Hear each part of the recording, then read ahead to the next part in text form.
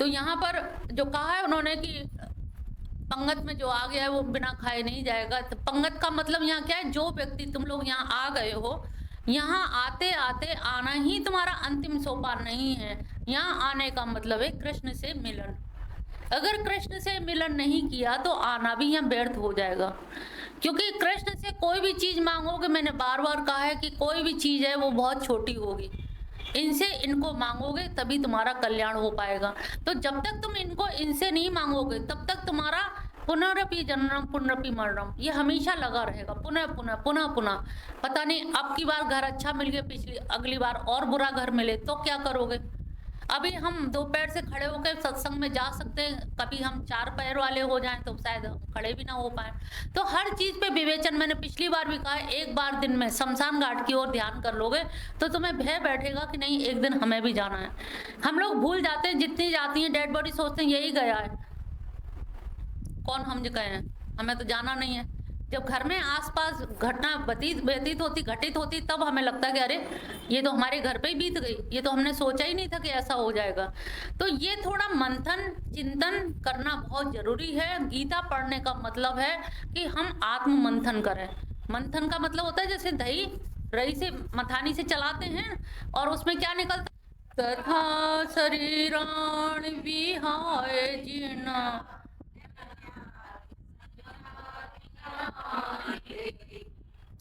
वासासी जीर्णा ने यहाँ पर अर्जुन को इतना हठवादिता देखी कि ये मानने को तैयार ही नहीं है, तो भगवान ने यहाँ पर बड़ी तुच्छता से जवाब दिया, अरे तू पागल, जिसको तो इतना मरना जीना ये सब सोच रहा है, वासांसी जीर्णा नहीं। तूने देखा फटे पुराने कपड़े कोई लादे फिरता है क्या, तुरंत उतारता है। नए कपड़े के लिए कितना उत्साह होता है, अरे आज जाएंगे मिशन में, नए कपड़े पहन, नई साड़ी आई है, सबको दिखाएंगे। आज पहनने का उत्सव, ऐसे नहीं भी आ रहे थे लेकिन कोई कह दे नई साड़ी मिलेगी तो चलो आज तैयार होकर चलते हैं।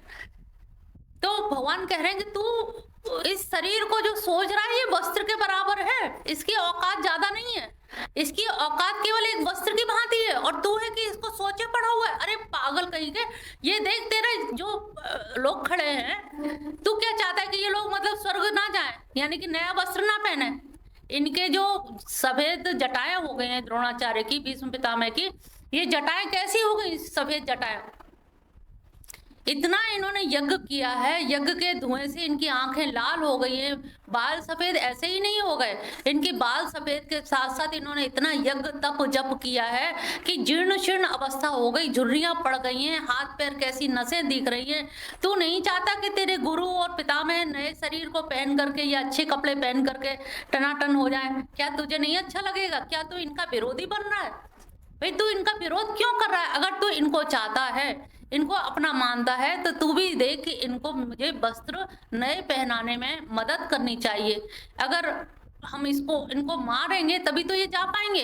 और ये भी सोच, इनका जो प्रारब्ध है, जैसे हम लोग क्या कहते हैं, अरे काल आ गया था, समय आ गया था, बीमार थी, कुछ भी नहीं थे लेकिन समय आ गया था। तो इन्होंने कहा हो सकता है इनका काल आ गया हो। और जब काल जो है, जीवन और मरण काल के अधीन है, बच्चा कब पैदा होगा, हम कब मरेंगे, ये सब किसके अधीन है? समय के। और समय किसके अधीन है? उन्होंने के आत्म तत्व के अधीन। क्या है मतलब, उसके आत्मा जो है काल का अधिष्ठान है। जैसे काल क्या है, चल रहा है, घड़ी क्या है, चल रही है, समय चल रहा है। तो समय की जो गति है, तो गति काय पे होती है? हमेशा स्थिर तत्व पे। गतिमान होने का मतलब है स्थिर कोई चीज ऐसी है जिसके ऊपर घड़ी है, इसकी सुई घूम रही है, घड़ी नहीं घूम रही है। तो ऐसे ही समझिए कि हर चीज, हमारी भी श्वास प्रश्वास ले रहे हैं तो ये क्या हो रहा है, स्थिर है शरीर, तभी तो हम श्वास प्रश्वास ले पा रहे हैं। तो उन्होंने कहा कि हर चीज कहीं ना कहीं गतिशील वस्तु, गतिशील चीजें अगतिशील पे स्थिर है, कोई ना कोई नीचे मजबूती है। तो ये जो तू वस्त्रों को बदलने के लिए तू सोच रहा है, ये बड़े ही आसान जो काम है तो वो भी नहीं होने दे रहा चाह रहा है। और तू सोच नहीं रहा कि यहाँ पर अगर इनके वस्त्र नहीं बदले जाएंगे तो इनको नया जन्म नहीं मिलेगा।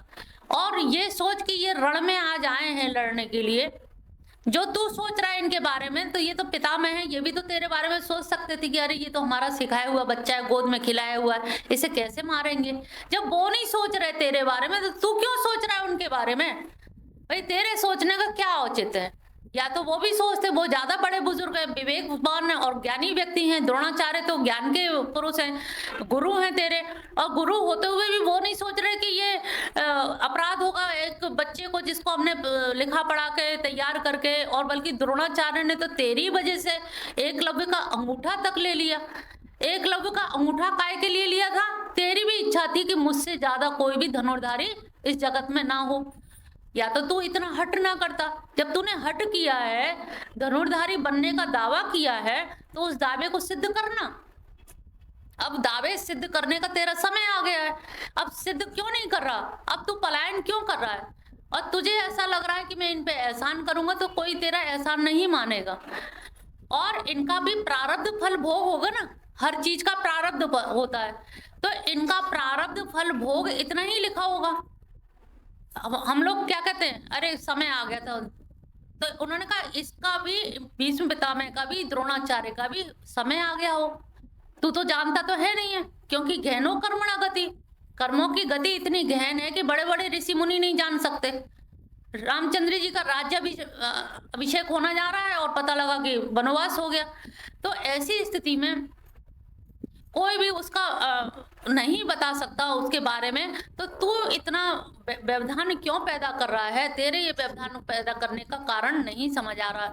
तू ये सोच, अगर तू इनको चाहता है तो इनके चाहने का मतलब है कि तू ऐसी व्यवस्था कर कि ये जल्दी मरे और जल्दी से परलोक जाए और नया शरीर धारण करें, क्योंकि इनका भी काल आ गया है। जब हर चीज काल से निर्धारित होती है तो ये क्यों नहीं काल से निर्धारित होगा? इनका भी काल समझ के इनको मारने के लिए तुझे नहीं पीछे हटना चाहिए। तथा शरीराणी विहाय जीर्णाने अन्य सयाति नवानि, क्यों नहीं ये भी नए शरीर को धारण करें, ऐसे तो प्रयास से क्यों नहीं करता? तो इस प्रकार से भगवान कृष्ण समझाते हैं। 23वां श्लोक है।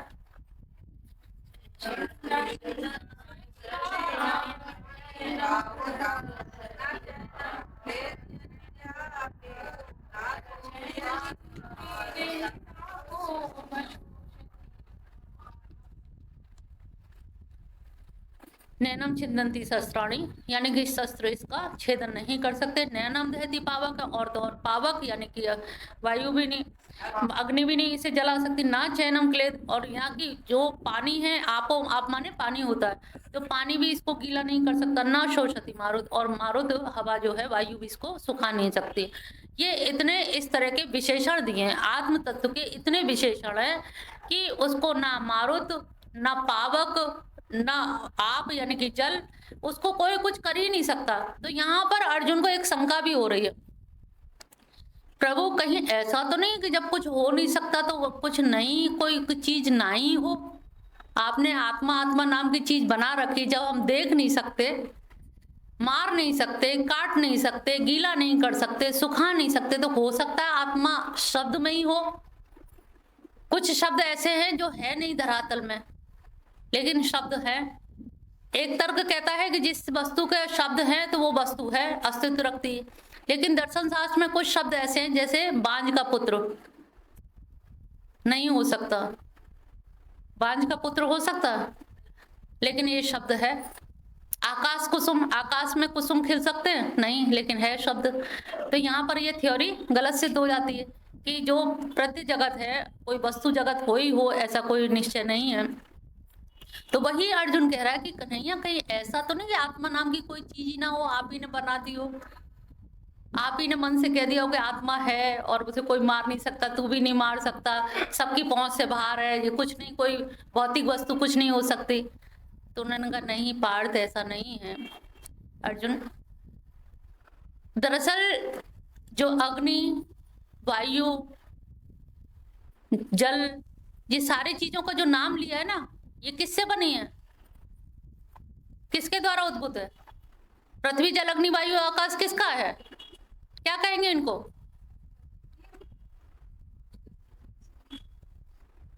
ये पंच महाभूत प्रकृति जन्य है। पंच महाभूत हैं, 5 महाभूत किससे बने? प्रकृति से, और प्रकृति को बनाने वाले भगवान ही हैं।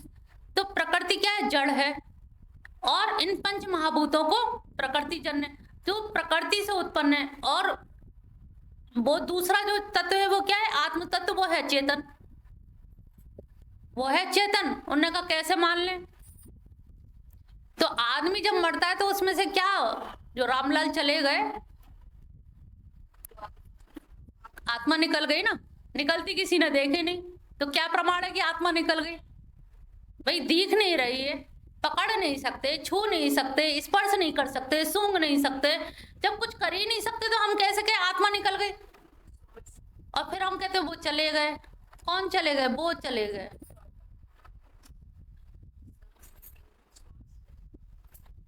श्वास प्रश्वास ये जो है यही कृष्ण है, यही जीवंतता है, यही दिव्यता है, यही भवितव्यता है। तो जो श्वास प्रश्वास के रूप में अनुभव हो रहा है ना, आप लोगों से कहेंगे आप यहाँ कोई भी जिंदा नहीं बैठा है तो हंसोगे ऐसे, हम तो सब जिंदा है। क्यों जिंदा है? आंखें देख रही हैं, सूंघ रहे हो, सब काम कर रहे हो, तो हम तो जिंदा हैं ही भाई, इसे तो हम नहीं नकार सकते। कोई भी व्यक्ति स्वयं के अस्तित्व को नकार ही नहीं सकता। कितना भी खंडन मंडन करें, हम कहें तुम नहीं हो, तुम उतने दावे से कहोगे है हम हैं, पीट के कहोगे, हर हालत में कहोगे कि ऐसा कैसे हो सकता है कि हम नहीं, हम हैं भाई। तुमने देखा कि जब रात में कोई कहानी सुनाता तो हम कहते कि हुंकरा भरते रहना। क्या है हुंकरा?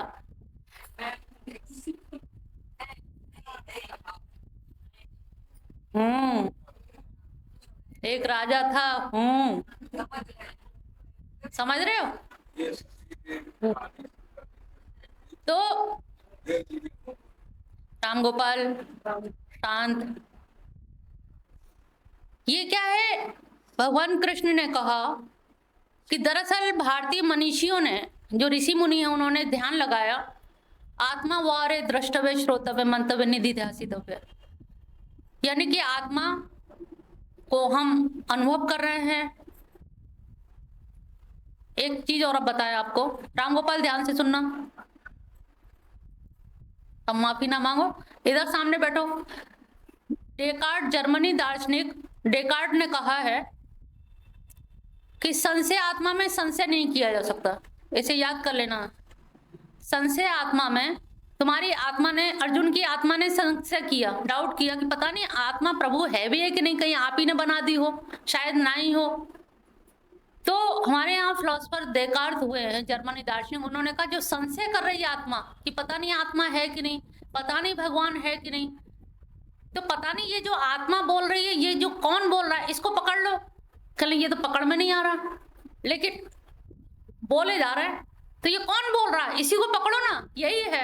कल पकड़ा कैसे? ये तो पकड़ में नहीं आ रहा। कल वही तो मैं कह रहा हूँ, तू पकड़, ये सामने दिख रहा है, तू पकड़ सके तो पकड़ ले। कल नहीं, ये नहीं पकड़ने में आ रहा, तो ये नहीं पकड़ने में आ रहा, तो वो भी नहीं पकड़ने में आ रहा, तो तू ये क्यों नहीं समझ रहा? खुद से उदाहरण घटित करके देखना, ये फॉर्मूला खुद पे घटित करके तू है कि नहीं है। अगर तू है और तू संशय कर रहा है, इसका मतलब संशय कर या विश्वास कर, तू तो है, तू है ना, बस इतना चाहिए। तू है तो आगे सब बात समझ आ जाएगी। तू है, इसको कहते हैं अस्थि प्रत्यय। अस्थि माने, अस्थि मत समझ लेना, हड्डी वाला नहीं, अस्थि माने है, यानी कि है मतलब है, यस मीन्स एग्जिस्टेंस, अस्तित्व। हम कहते ना कि मैं हूं, आप आए हो, हाँ मैं हूं। अब इसमें से मैं क्या है, वो मैं क्या है, अहंकार, इसको हटा दो, मैं को हटा दो। तुम जब कहानी सुनते हो तो बार बार ये नहीं कहते ना मैं हूं, क्या कहते हो? हम कहते हो हुकरा भरते रहो, अच्छा जब हुकरा की आवाज नहीं आती हम झांक के देखते, सो गए क्या? नहीं, फिर एक नींद ले ली।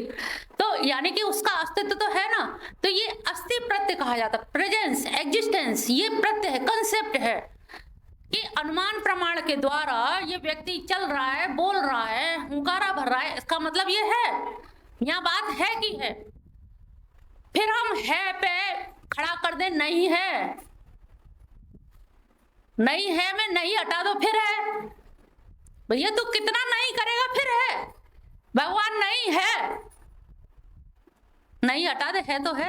आत्मा नहीं है, तू नहीं है, तो कितनी बार नहीं कर, है तो अपने आप में एग्जिस्टेंस है, ये अस्तित्व तो है ही है। इस तरह से आत्मा का अस्तित्व भगवान ने बताया कि तू कितनी बार भी मना कर, कितनी भी बार मना कहे कि भीष्म पितामह या द्रोणाचार्य पता नहीं, क्योंकि मैं मरते हुए तो अभी देखूंगा और ये कब जन्म लेंगे ये मैं देखूंगा नहीं। तो अब तू है, इस पे विश्वास रख कि तू है। जब कोई आदमी जाता है तो उसके अंदर से, ऊपर से ना आंख नाक कान जाते हैं, ना कुछ भी नहीं जाता, वो वैसे की वैसे ही लेटा हुआ मिलता है और फिर भी जमीन पे उतार लिया जाता है, क्योंकि उसमें से वो निकल गया। वो जो तत्व है वो ऐसा तत्व है कि जिसका यतो वाचो निवर्तन्ते अप्राप्य मनसा सह, जिसकी बहुत सारे लोगों ने व्याख्याएं करने की कोशिश की, नहीं, बहुत सारी व्याख्याएं करने की कोशिश की, लेकिन उन व्याख्याओं में भी जब वो अपनी वाणी से कहने को, अरे बस बता नहीं सकते, अरे बताओ तो सही, अरे बस क्या बताएं, बस बस क्या बताएं, इसी में इतना, अरे बस कह नहीं सकते, अरे कुछ तो कहो। ये तो वाचो निवर्तन्ते अप्राप्य मनसा से, वहां तक वाणी जा करके लौट आती है, लेकिन वाणी से हम कुछ कह नहीं पाते। तो कुछ ना कह पाने की जो असमर्थता है, असामर्थता है, तो ये असमर्थता आपकी कैपेबिलिटी, और यहाँ पर हम कहें आत्मा को नहीं जला सकते, नहीं मार सकता, तो ये भौतिक वस्तुओं की असमर्थता है। अग्नि में इतनी ताकत नहीं है, दुनिया भर की चीज जला देगी लेकिन अग्नि आत्मा को नहीं जला सकती, ये भौतिक वस्तुओं की असमर्थता है। पानी गीला नहीं कर सकता, तो आत्मा की वो नहीं है, इसमें पानी की छोटापन है, तुच्छता है, अग्नि की तुच्छता है, वायु की तुच्छता है। तो प्रकृति जन्य जो वस्तु हैं उससे अप्रकृति जन्य नित्य आत्मा को नहीं जलाया जा सकता, नहीं सुखाया जा सकता। 24वां श्लोक है, अच्छेद्यो अयम अदायो अयम क्लेदो शोष्य एव च नित्य सर्वगत स्थाणु अचलो अयम सनातन। उसी के विशेषण है सारे के सारे आत्मा के, कि अच्छेद है यह, अदाय है यह, अक्लेदो इसमें जलाया नहीं जा सकता, गीला नहीं कर सकते, शोषित नहीं हो सकता, नित्य है, सर्वगत है, स्थाणु है, अचलो अयम ये सनातन है और अचल है, ये सब की सब उसके विशेषण है। और वही विशेषण फिर 25वें श्लोक में दिए हैं, अव्यक्तो अयम अचिंत्यो अयम अविकार्यो अयम उच्यते तस्माद एदम विदित्वेनम नानु सोचती महर्षि।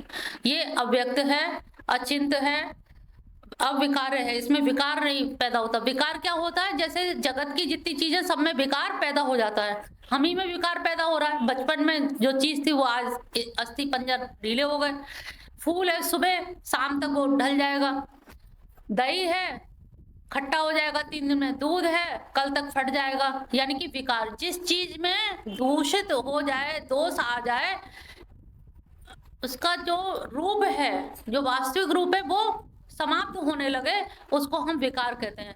लेकिन आत्मा जैसे जन्म के साथ थी वैसे ही मृत्यु के साथ भी वैसी ही रहती है, उसमें कोई विकार, कोई सड़ान, कोई दुर्गंध, कोई चीज नहीं आती, वो एज इट इज वैसी की वैसी बनी रहती है। तो यहाँ पर ये सारे इसके वो विशेषण दिए हुए हैं आत्मा के, कि उसके विशेषण के द्वारा हम जान सकते हैं कि इसमें कहीं कुछ हो नहीं सकता। तस्माद एवं विदित्वेन नानु सोचित महर्षि, तस्माद इसलिए, इसको जान करके तो उसको शोक करने योग्य नहीं है। जो इस तरह से इसको जान लेगा तो उसको शोक करने का कोई मतलब ही नहीं है कि भाई शोक क्यों कर रहे हो, किसके लिए कर रहे हो, जब मालूम है कि ये चीज इसका कुछ हो नहीं सकता। जब हो नहीं सकता तो इसके लिए शोक करना, और उन्हीं की आत्मा के लिए नहीं, किसी की भी आत्मा का ये नहीं हो सकता, ना तेरा हो सकता है वो तुझे मार दे, ऐसा भी नहीं है, और तू उन्हें मार दे तब भी आत्मा सनातन ही रहेगी, नित्य है, सनातन है, वो सनातन ही रहेगी, उसमें कहीं कोई फेरबदल नहीं होगी। इस प्रकार से इसको जान करके तू शोक करने योग्य नहीं है। जिसको ये पता लग जाए, जैसे कोई जीटी रोड पे एक्सीडेंट हो गया और हमने कहा कि देखो तुम्हारा कोई है, अभी अभी गया है बच्चा और वो शायद, तो भाग के जाएगी, जो माँ सुनेगी एकदम से दौड़ के जाएगी, और जैसे ही वो पास पहुंची उसने कहा रे ये मेरा नहीं है, किसी और का है। यहाँ से गई रोती बिल्लाती, हाय रे बचेगा कि नहीं बचेगा, और जैसे ही देखा झांक के उसने कहा नहीं किसी और का है। इसका मतलब दुर्घटना एक्सीडेंट अपने आप में दुखद घटना नहीं थी, मेरे पुत्र होने की दुखद घटना थी। मेरा है इसलिए दुखद था। मेरा सुन के भागी गई थी, लेकिन जैसे ही उसने जान लिया विदित्वेनम, जैसे ही इसको जान लिया, पता नहीं किसी का है, होगा किसी का। हम पूछ रहे हैं जगदोट किसका है, अरे पता नहीं है, हमारा नहीं, बस इतना हम जानते हैं। चैन आ गया उसे। तो ने कहा जैसे उस माँ को चैन आ जाता है जान के, तो अर्जुन तुझे चैन क्यों नहीं आ रहा कि ये सारे के सारे नित्य सनातन रहेंगे, इनमें कोई नहीं मरेगा। जो तेरे हैं पहले थे भी नहीं और ना होंगे, लेकिन फिर भी ये सनातन ही रहेंगे, इनके लिए तुझे शोक नहीं करना चाहिए।